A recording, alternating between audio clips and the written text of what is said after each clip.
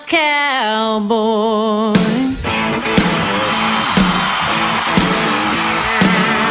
Come on, y'all! Get you some of that! Hey everybody, welcome to another edition of Blue Star Roundup. I'm Rob Vale, this is Levi Batchelor, and we are the Middle Tennessee Dallas Cowboys fan club. And, well, we have survived the bye week. Barely. Yeah. Barely. I mean, I had withdrawal pains and I'm hives. telling you, I got everything else. tremors and, yeah. It is just bad. Ready for some Dallas football. Amen, man. We are ready to go, and I'm really looking forward to this week's game. We have the game against the Eagles coming up. They showed out a little bit last week too, but we will get into that in a little bit. But what we want to do coming off the bye is we talked about it and we thought what might be a good idea is to give a couple blue stars instead of gold stars. We're going to give blue stars to a few of the Dallas Cowboy players that's kind of stood out to us so far this season. And not necessarily the ones that's got the greatest stats or anything like that, but I think the ones that made the biggest impact that surprised you. Right. Just some guys that stood out that maybe you didn't really expect to do as good as they're doing.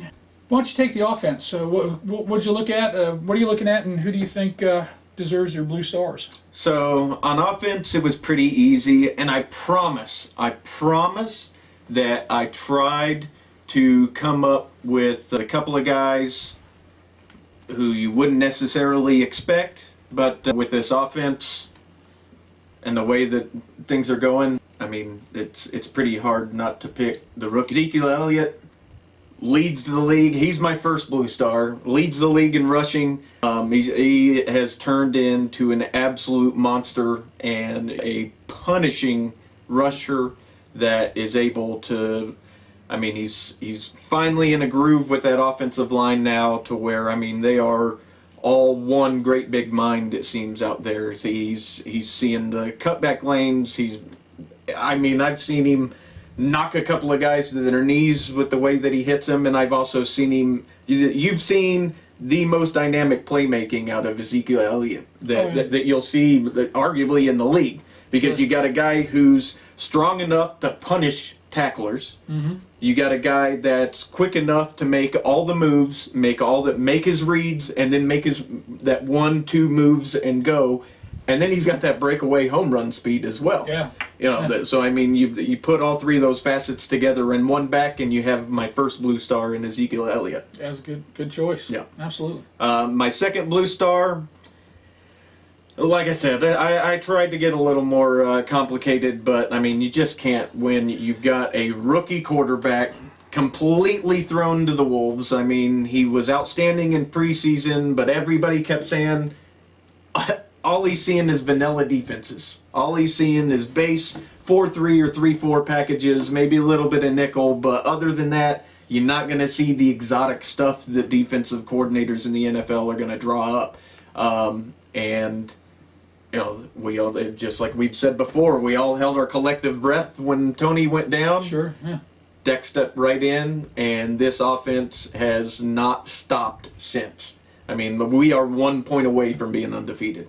Yeah. And I mean, this offense has marched up and down the field. He's had 3 or 4 different games now where he's had the ball in his hands with a minute left before halftime and has driven the length of the field and put 6 points on the board. I mean, those are drives that can be taught.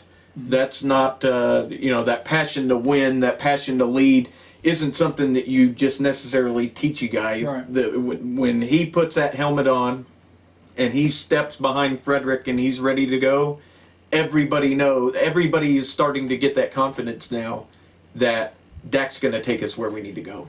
Yeah, I agree, and they're both really good choices, and I don't think I could have chosen any better ones for the blue stars. Yep. I do want to just say about Dak. I'm man enough to admit when I'm wrong on something, and when we drafted Dak Prescott, I was a little bit concerned about the curve, the learning curve for him, because admittedly. He had really never taken a snap from under center. Ever. Really didn't. and for him to come in and now the offense that we're running is a little bit similar to what he had in college. The biggest difference is that everything that they ran out was out of the shotgun. Right. And so he took all of those shotgun snaps. And so my concern was the ball handling from under center primarily. And we did see a fumble from him where the ball came up and hit him up under the hands, and that could be, again, just rookie stuff and whatever. But from an expectation standpoint, he has so far exceeded what anybody in their wildest imagination absolutely would think that he would come in and do. And so, very well deserved. I'll give an honorable mention to one other guy, though, and that's Ron Leary. Yep. He's been fantastic. I think when we signed, or when we had Collins and the offseason, everybody was saying, well, what can we get for? I was one of them. Hand up, I said, what can we get for Leary? Can we get a second for him? Can we get a third for him? Can we get something for him? Because he's just going to sit on the bench. And he wasn't happy. Yeah, he was very. He was a team player. He came to practice, did his thing. Yep. But you knew he wanted out. He told everybody he wanted out. It wasn't a secret. But for him to come in and play the way he has for an injured Collins, it's just kudos to Leary for being the consummate professional. And doing a fantastic job. And I totally agree, because you almost expect a little ring rust, when a player steps up off the bench. Yep. And that clearly did not happen. Leary got out there, Collins got hurt, Leary got put in, and not only was there no drop-off, I think this offensive line is better with him in there. He's been fantastic up front. I think it's better in the run game for sure. Yes. Because Leary is able to is able to do things I think that Collins just isn't used to doing yet. But I believe there's going to come a point in time in the development process, provided that Lyle can get healthy with that toe, and that's a big concern. An offensive lineman, you got to have your toes. That's all. It's a leverage position, and you have to power through, and especially if it's that big toe. If anybody's ever had a broken big toe or a sprained big toe or anything, and I've had one, you don't know how much that affects everything that you do, and so. Well, especially along the offensive line, footwork and hand placement are two of the biggest things that you have to know along the offensive line. Right. Yeah, that just makes sense. So, but yeah, I love your picks. Now I do have one honorable mention that I got to say. As much trash as I talk about this coaching staff all the time, I got to say my honorable mention would be Scott Linehan. Because the way that he has built this offense to fit everybody's strengths, I think that's why you're seeing this offense move up and down the field on a weekly basis, because this offense is totally built around everything that Dak does well, everything that Zeke does well, and everything those Maulers up front do well. Well, he's playing, or the play calling is specifically called for these players. Yep. You don't see them throwing the same balls to Lucky Whitehead or to Bryce Butler or to Terrence. Well, Terrence Williams still is his guy, but you don't see them run the same routes as Dez runs. Right. And you don't see him making throws or calling plays like you would if Romo was the quarterback. So. You're right. Linehan's done a great job, and just kudos to him. Now, how about the defense? Well, here's the thing about you could probably say the whole Blue Star could go to that whole defense for overperforming in terms of expectations. They've been fantastic. Yeah, absolutely. But I picked out a couple, and I've talked about him a couple times. The first guy, and that's Anthony Brown. think he was like a 6th-round pick. He came into camp. He did well in camp. And once, of course, he's been filling in for Orlando Scandrick since he's hurt his hamstrings.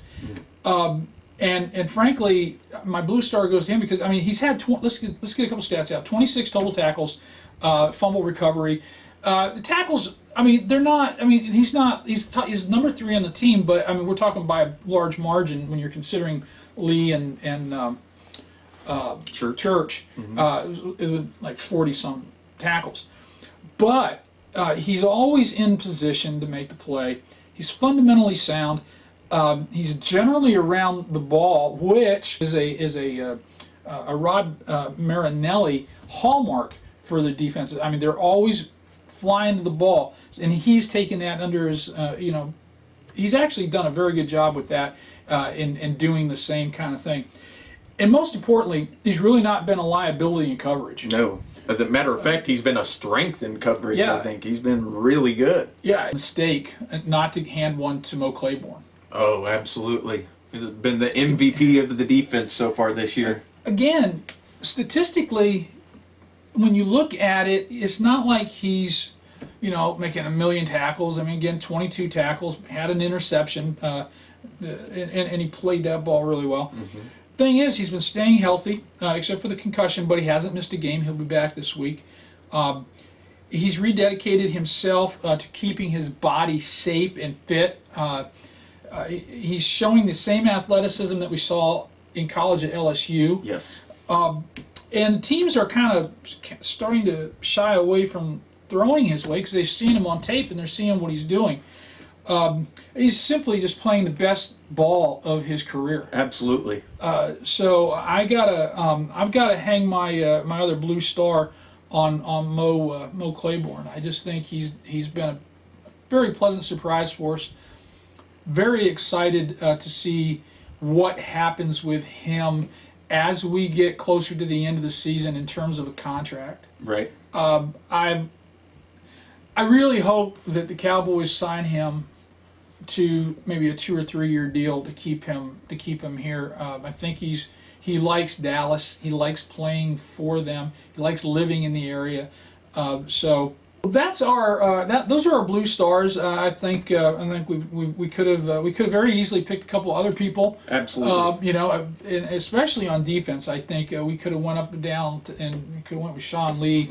We certainly could have looked at Barry Church. We could have went a couple different ways. We're going to take a break and we're going to finally preview this upcoming game this Sunday night against the Eagles. So anyway, those are our blue stars, and we'd love to hear what your blue stars are. Absolutely. What players do you think deserve it? Who do you like? Who surprised you this year so far? Comment under the video and let us know. This is your club. Your input is just as important as Levi's and mine, Yep. and we value that. Please do that. So we're going to get ready to preview the Eagle game here in just a couple minutes right after the break. Make sure you pay attention to our sponsors' websites and locations as they come up. GameDaySportsTours.com. Of course, our home for our watch parties, Sam's Sports Grill at Blue Turtle Bay. And our newest sponsor is the Ultimate Sports Fan. So, and somewhere in this video, I would imagine there's going to be a little bit of information that you're going to need. Just maybe. Maybe. We may have already said it. We could have. We may have. But you got to watch the whole thing. The whole thing. You got to watch the whole thing.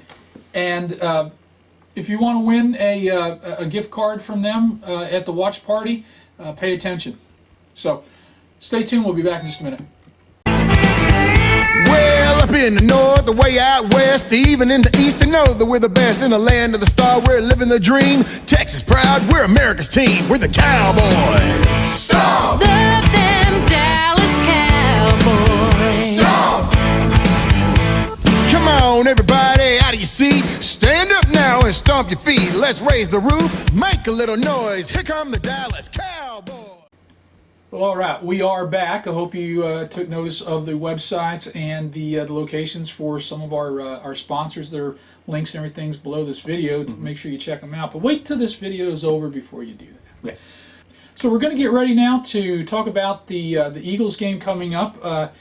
They come Prime to Dallas. time. Yeah, they come to Dallas, where Arlington specifically. And what'd you think of the Eagles this past week against the Vikings? When I first started watching it, like I was in absolute shock because I didn't. I mean, to be honest, Minnesota had up to that point looked that good, Yeah. and I mean, I don't think that it was so much of how good Philly was. I think that they matched up really well against Minnesota. So I don't think that it was necessarily huge disparities in talent there.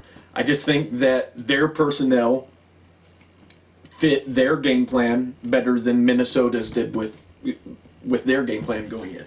Yeah, I think, something that I think probably helped that a lot was that Sam Bradford was in Philadelphia. Mm-hmm. They know Sam Bradford.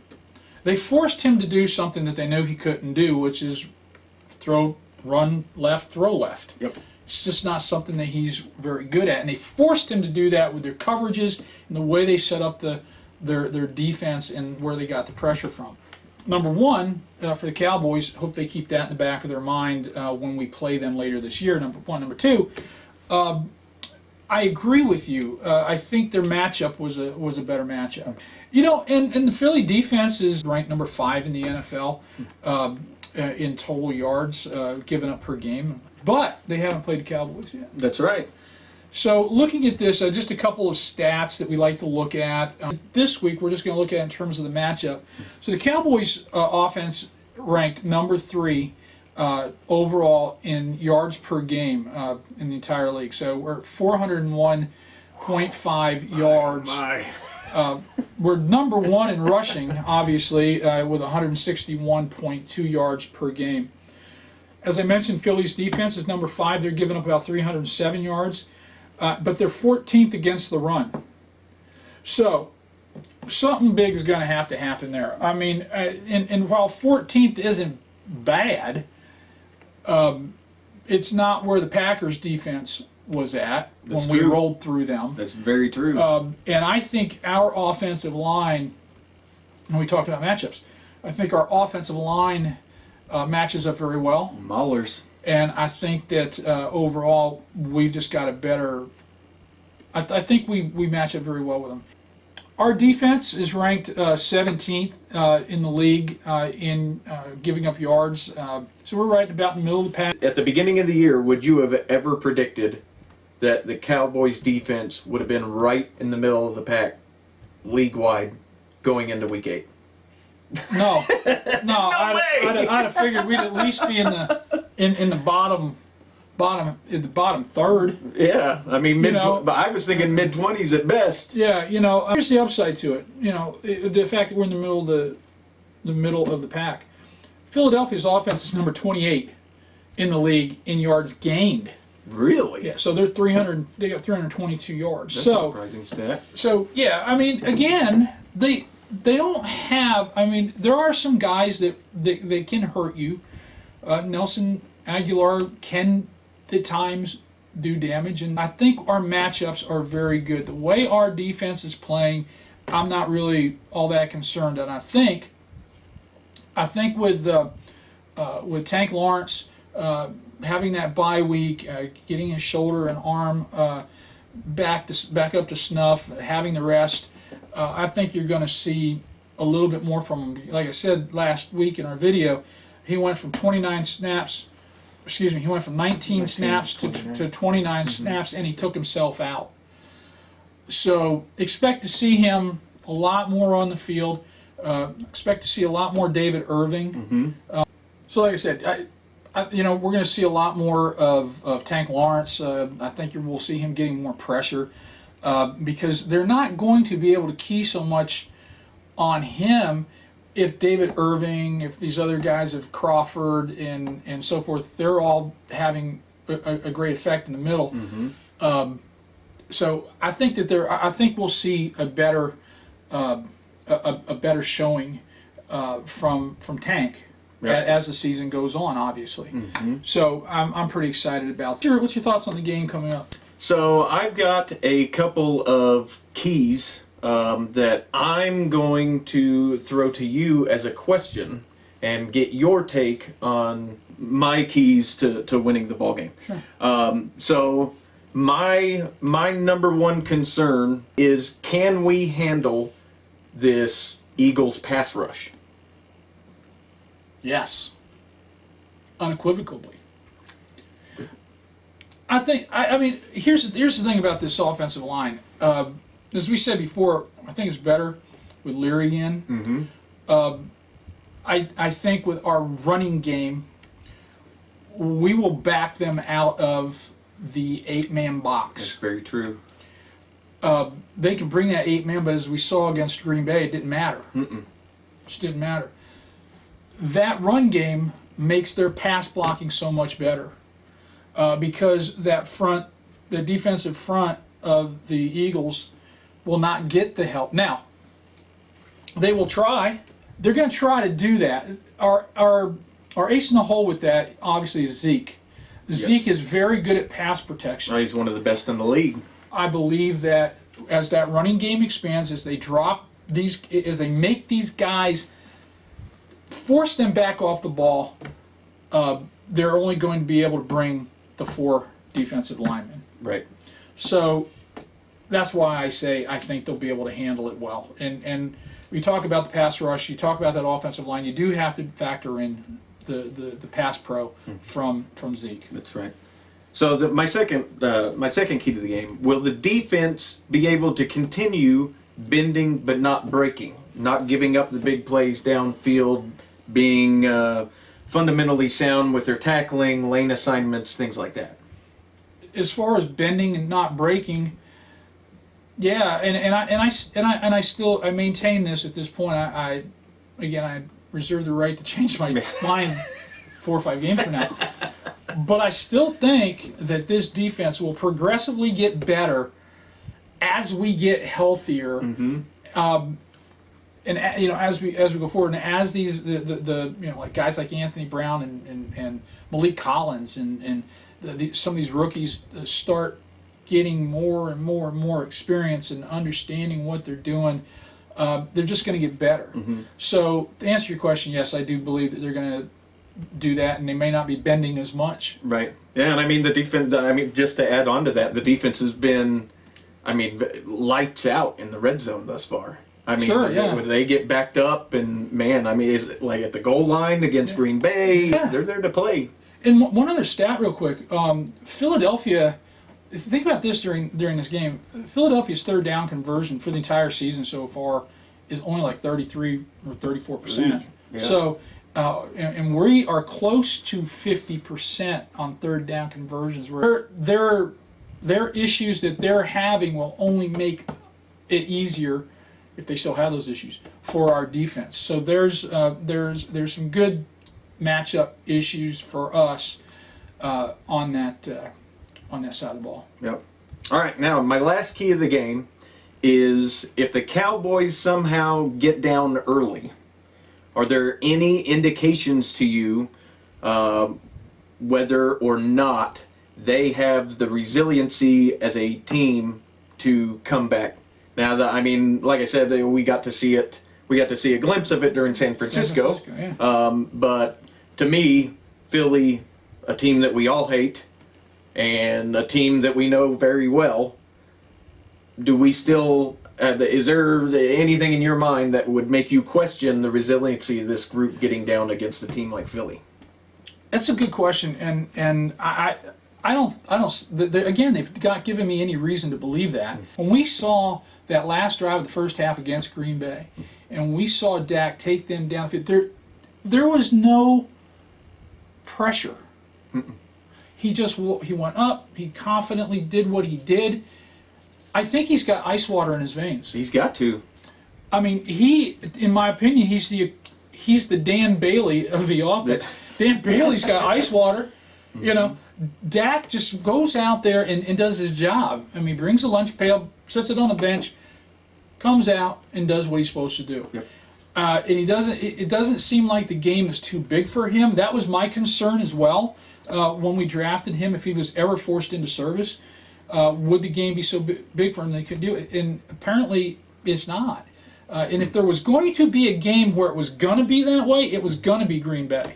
Right. It was going to be going up to Lambeau Field with all the cheeseheads and all that. So I don't see a problem. Yeah, and the last point I've got is, again, as long as the defense is sound, as long as the defense is playing their assignments correctly, and as long as they're making good tackles, we limit our penalties, and we don't turn the ball over. Field position usually determines a lot of how these close games and stuff turn out. So that, I think as long as we limit our penalties and don't turn the ball over, I don't think there's any reason we shouldn't win this game 28-24. Yeah, I'm a little more optimistic. Yeah. Yeah, I think I think the 28 points is good. I see us winning this thing 28-14. I'm trying my very best not to get too cocky with our team. But doggone it, it's fun. It is. It's fun to watch. It is. And all the haters, they've all magically disappeared and gone away. There's nothing but silence. But then they go really quiet Monday and Tuesday. That's right. They don't say anything to you, or they don't, it's just, so, I'm trying not to get overly exuberant. I'm just trying to be cautiously optimistic. But in terms of this game, I see us going big, 28-14, 31-14. I mean, I don't see a reason why we shouldn't do that. We've got every week we talk about our player to watch. This week, my guy is Dez Bryant. Dez coming back after a long layoff, hurting the knee. He has been doing Dez things in practice already since he's come back Monday. He's out there just doing his thing. And everybody says it doesn't look like he missed a beat. If he comes back and he is Dez like we know Dez, boy, oh boy, could this be huge. Get ready. This really could be huge. Remember what we were talking about with running game and making them drop out of that 8-man box and stuff like that. That puts him one-on-one. Yeah, I mean, please bring 8 men. Yes. Yeah, I'm gonna watch Dez. I'm gonna watch this matchup that he's gonna have this week, and it'll be interesting. It'll be very, very interesting. I'm gonna watch Doug Free because these big prime time, right in the middle of the spotlight games seems to be where he struggles at his most, especially against really quick pass rushers. Yeah. So like Fletcher Cox on the outside, and he's given Free fits before in the past. And I really want to see if Free can go out there and just play his block sound, or at least give Dak enough time to make his good reads and get rid of the football. I think that at that point I would be much more confident in this game. Sure. I'm just really excited. I hope you all are excited about this season. I don't know how you can't be. Yeah. I don't know how you can't be jacked up about Dak Prescott and Ezekiel Elliott. Yeah, I mean you're seeing the skill position players. They're going to be around for a while. God willing. You're looking at our future. Yeah. And this is as excited as I've been for an NFL team, for a Cowboys team, in a very long time. If you're in the Middle Tennessee area, and I know a lot of you are, You got to come out. we have our watch party this Sunday night at Sam's Sports Grill at Blue Turtle Bay in Old Hickory. Beautiful place. It's going to be a night game. I'm pretty certain they're going to have the windows closed this week. Just the way our evenings have been going. But we've got our own room out there. All the TV is going to be focused on the Cowboys. Come out, have an awesome time. The food's fantastic. By the way, you want half off? Come on. I was floored. I mean, they're going to give 50% off of your food orders. There's a caveat: you have to buy one non-alcoholic beverage. Yep. So buy an iced tea and give it to somebody if you don't, or whatever. But right. just, come on out, have a great time. We are going to be having our regular premium member drawings for autographed items. We have a special fundraiser raffle this week. Come out. We have an autographed jersey. I'm not going to tell you who yet. You can see it when you come out. An autographed jersey of a current player. We're going to be raffling those tickets off. So come out, support the fan club, buy some of these tickets. We'll have premium memberships available as well for you if you want. So when you come out, just check in and tell me what you want to do. That's right. So again, check out GameDaySportsTours.com. Make sure you check out the Ultimate Sports Fans website. They're going to be on the bottom down here. So we'll talk to you next week, and go Cowboys. Go Cowboys.